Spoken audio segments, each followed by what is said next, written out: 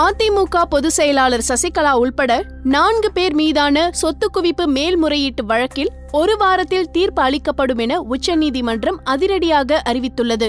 தமிழக முதலமைச்சராக இருந்தபோது ஜெயலலிதா வருமானத்திற்கு அதிகமாக சொத்து சேர்த்ததாக கடந்த 1996ஆம் ஆண்டில் சுப்பிரமணியன் சுவாமி அளித்த புகாரின் பேரில் தமிழக லஞ்ச ஒழிப்புத்துறை காவல்துறையினர் வழக்கு பதிவு செய்து விசாரணை நடத்தினர்.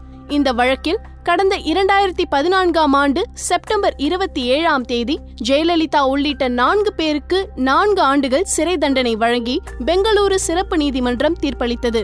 இதையடுத்து 4 பேரும் பெங்களூரு சிறையில் அடைக்கப்பட்டனர். இதையடுத்து இவர்கள் ஜாமீன் கேட்டு உச்சநீதிமன்றத்தில் மனு தாக்கல் செய்தனர். இந்த வழக்கில் கடந்த 2015ஆம் ஆண்டு அக்டோபர் 17ஆம் தேதி ஜெயலலிதா உட்பட 4 ஜாமீன் வழங்கியது உச்சநீதிமன்றம். இதையடுத்து பெங்களூரு சிறப்பு நீதிமன்ற தீர்ப்பை எதிர்த்து 4 பேரும் கர்நாடக உயர்நீதிமன்றத்தில் மேல்முறையீடு செய்தனர்.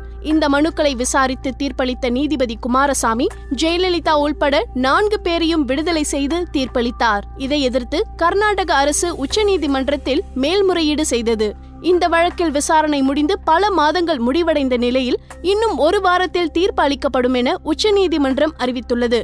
தமிழக முதல்வராக இருந்த ஓ பன்னீர்செல்வம் நேற்று தனது பதவியை ராஜினாமா செய்ததை தொடர்ந்து அதிமுக சட்டப்பேரவைத் தலைவராக பொதுச் செயலாளர் சசிகலா தேர்ந்தெடுக்கப்பட்டுள்ளார்.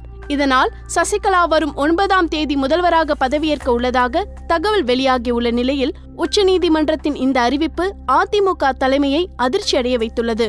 மேலும் இதே போன்ற செய்திகளை தெரிந்து கொள்ள சுட சுட சேனலை சப்ஸ்கிரைப் செய்யுங்கள்.